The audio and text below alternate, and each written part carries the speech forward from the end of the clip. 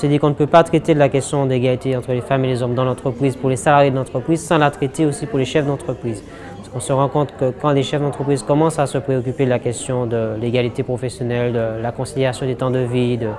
leur rôle sociétal, de leur rôle en tant que parents, comme de la société, ils ont un regard différent vis-à-vis de leurs collaborateurs et vis-à-vis de la santé et des conditions de travail de leurs collaborateurs. François Fatou, qu'on a reçu aujourd'hui, a réalisé une étude auprès de patrons du CAC 40, mais qui a eu, on l'a vu, quand même un effet sur les patrons qui étaient présents, sur les femmes et hommes chefs d'entreprise qui étaient présents à cette conférence, dans la mesure où, sur les modèles classiques, on va dire, du management et de la gestion d'entreprise, les hommes se préoccupent généralement très peu de leur santé. Et à partir du moment où ils commencent à comprendre que leur santé est aussi importante, que leur famille est aussi importante, ils ont un regard différent vis-à-vis de leurs équipes et de leurs collaborateurs et se préoccupent aussi des conditions de travail de leurs collaborateurs. D'après les études que nous avons observées, il y a un machisme, un modèle de domination masculine qui s'exprime dans toutes les sociétés, dans tous les secteurs d'activité et à tous les niveaux de responsabilité. Mais à chaque fois, ce modèle de domination va s'exprimer de manière différente. Il existe, d'après des études de chercheuses ou de chercheurs, un modèle particulier à la Martinique. Je pense à un travail qui a été fait sur genre et violence, qui oblige les hommes finalement à se soumettre à cette injonction de virilité. Injonction de virilité qui les oblige à exercer une certaine forme de violence,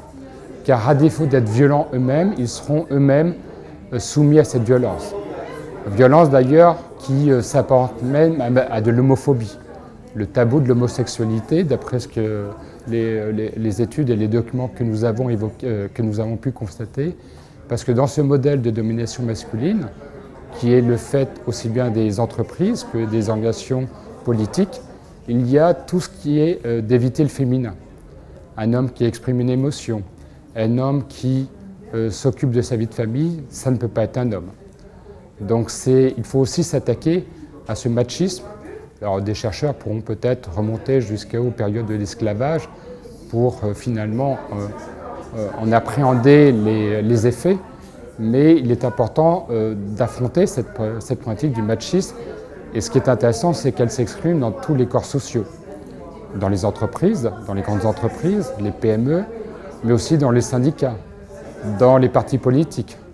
dans le monde associatif. Et finalement, en dépassant purement le cas de l'entreprise, ce qui est intéressant pour nous, c'est que nous avons tous intérêt à dépasser ce modèle, car on nous explique très souvent que finalement les jeunes ne sont pas intéressés à prendre des responsabilités, ne sont pas intéressés à prendre des postes d'encadrement, à s'engager dans la vie associative, dans des organisations professionnelles. Dès lors qu'on s'intégrerait finalement à ce modèle de domination, peut-être qu'à ce moment-là, on pourra redonner du sens au collectif.